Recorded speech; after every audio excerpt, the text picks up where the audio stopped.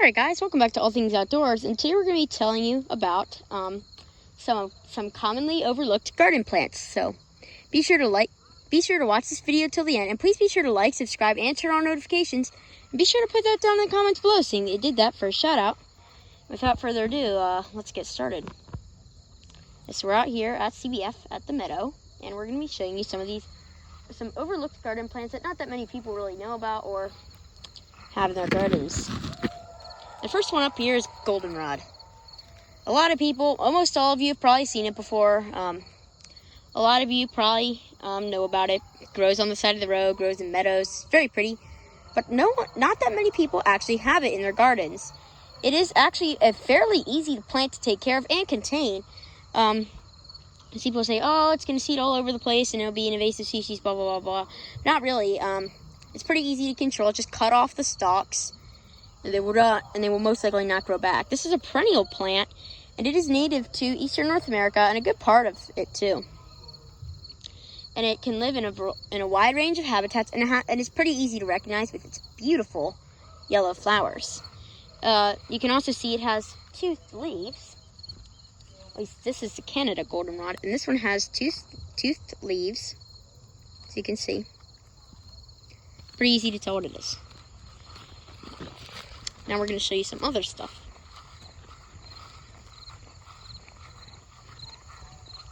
Here we have the New York ironweed, another common plant that is often overlooked and not used in the garden. So this is the New York ironweed, and it's very easy to tell what it is. As you can see, it has these very narrow leaves, which are somewhat thick, and they have a serrated edge, which you can pretty clearly see.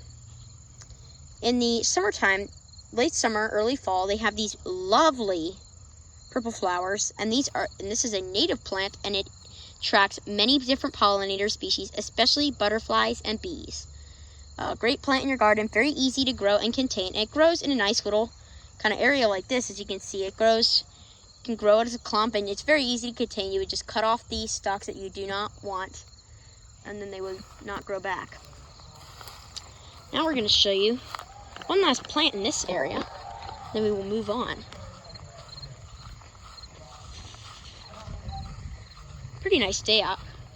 Oh, here's that goldenrod wasn't really in full bloom. We'll show you one that is, because I know that didn't really look very convincing.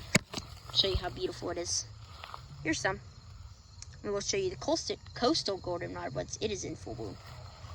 Yeah, pretty easy to grow and take care of. Definitely not a hard plant at all to grow. In fact, I highly recommend goldenrod. Now we're going to come over here.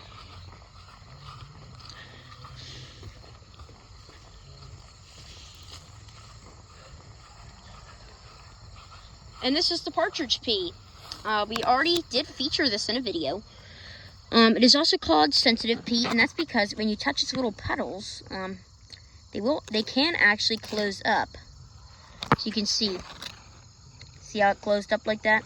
Some of the petals didn't. Only petals that are touched a lot closed up. We'll see if any new ones close up. Yeah, as you can see, they're clearly starting to close up. Pretty cool. Yeah, and it is native to a good part of eastern North America. Not all of it, but a good part. It doesn't really live super far north. But it is a pretty wide-ranging species, and it lives in a wide range of habitats.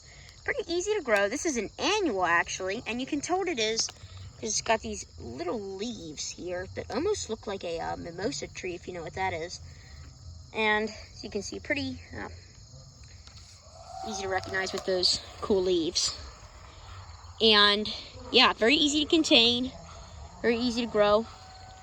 So yeah, definitely highly recommend that plant. Now we're going to move on to some other areas where that we will show you some other cool plants. So yeah, see you when we get there. All right, and here we have the very beautiful and extremely fragrant autumn clematis. So this is a plant native to southeastern, south-central United States. Pretty common around here. I don't know how much further north it can tolerate. I don't know how much colder temperatures it can tolerate than whatever we get down here, but in Maryland, in Annapolis. But anyway, I don't know how cold of temperatures it can tolerate, but it's pretty easy to care for. As you can see, it grows as a vine. It's pretty big. As you can see, it is climbing over that tree. Now, this one is one that will need a little bit of work. You can't just like stick it in the ground and expect it to do perfectly. And for the most, well, you can. It'll do a bit too well. Thing can grow and spread all over the place, which is why what I would do is, if you did plant this stuff, just make sure you trim it back when it's needed, and be sure to, you know, you would want to put it on like a trellis or something like that, or just something to, you know, for it to grow on. Trellis or arbor, anything like that would work. Any sort of structure that it can climb is perfect for it. So you can see it loves these bushes, and that tree, and that bush over there too. And here we have another really pretty plant that I absolutely love. This is often overlooked, the northern bayberry bush. So, pretty easy to tell what it is. You can see it has got these lovely, thick, waxy leaves, and it is almost evergreen, not completely evergreen. It does lose its leaves late in January, and then they grow back kind of around the time that all the other trees grow their leaves. And they're extremely the leaves are very nicely fragrant when you crush them. And these little berries, see, these are also very fragrant if you crush them.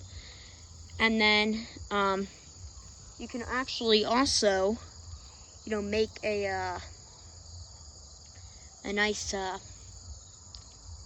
pretty easy to create these nice little fragrances and scents. And in certain foods, people actually use this as a seasoning. So pretty cool. It grows a nice dense shrub, and it would be great for privacy fence, or like a living fence, or like you would want it just to grow as a shrub in a garden. It gets pretty big, actually. It's probably gets to be up to 20 feet tall, I believe. It's almost a small tree, but it is still just a shrub. So yeah, pretty easy to care for. It does like a lot of sun. But yeah, other than that, pretty easy to care for. So yeah. We are gonna go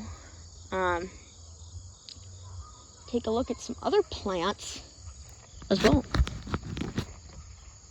Here we have oak, Chinquapin Oak, I believe. Yeah, this is the Chinquapin Oak. Often overlooked. Not a lot of people actually know about this oak. It's very similar to chestnut oak, but this is a little bit thicker leaves, you know, a little bit different color leaves. Acorns look different. You will compare that they're a lot smaller than a chestnut oak acorn. We will show you a chestnut oak acorn actually when we, if we find any. So yeah. So you can see these get pretty big. I don't know how big exactly, but they're pretty easy to care for as long as you give them what they need. This guy likes sun. These like sun, and they can tolerate partial shade, and they also that's about it. It's pretty easy to care for. And they don't grow super quickly, so a little bit of a slower growing tree. Makes a nice shade tree. And here we have the New England Aster. A pretty common plant in certain areas. I have actually only just discovered this plant. I never knew about it. Now this Blackberry Bush here is all over it. Okay, there we go. Whoa. So you can see we've got purple daisy-like flowers. They almost look like a daisy, but they're purple. They don't get super tall. They get to be up to 4 feet tall at the most, but they're usually around 2 to 3 feet tall. They would only grow really tall if they were trying to compete with something. So yeah, as you can see, very pretty. It grows. It has these nice purple flowers, which I love. There's over 40 different cultivars of this species, so probably somewhat easy to come by. Native plant, does not spread super quickly, I believe. I've never planted it, but I am looking into planting it, so we will, in the springtime when we do that, we will let you know how that goes. Pretty easy to take care of. They don't need a whole lot. They like a good amount of sun, but they can also tolerate partial shade. And they, yeah, that's about it for the New England Aster. Another one that's overlooked as well, the Milkweed Plant. This is milkweed. Pretty easy to tell what it is. Number one way to tell what it is I'll show you. See all that milky white fluid coming out of it? That is why it's called milkweed. It almost looks like milk. But if you do not do that. You can tell by its leaves. Oval leaves with alternating veins on them. These are older plants, that's why they don't look so good. It's early September, so they do not look as good as they did when they were first coming out of the ground, we'll say. And they make beautiful purple, like, globes of flowers. It's absolutely spectacular. And the flowers themselves smell great. And another cool thing about this plant, this is the only plant that monarch butterflies can actually eat. Monarch butterflies will lay their eggs and feed off of this plant. And the adults will actually also drink the nectar as well. So pretty important plant ecologically. Pretty important plant to the ecosystem. So consider planting it in your garden. It's pretty easy to take care of, does not grow out of control. You would just want to, if you don't want it spreading all over the place, it is a perennial, so you can actually just pick off these seed pods once they start to turn brown like that. That means they are getting ready to open. If you don't want seeds all over your yard, you can pick off those seed pods, but if you don't mind, just leave them on there and they'll fall off after a while. You do want to cut the dead stuff. Oh, look at this. This is what it looks like when the seeds are coming off. These seeds travel by wind. I'll show you. Well, you don't really want them on the road, so I guess I better pick them all up because I want them to grow. Great for butterflies and many other pollinators. Stuck. There we go. Consider planting it in your garden.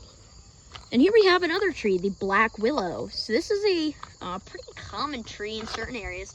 These like a good amount of water. They don't need like flooded. They don't like that, but they wouldn't want to go in a dry area. So these are good in areas that have a good amount of sun and a good amount of moisture.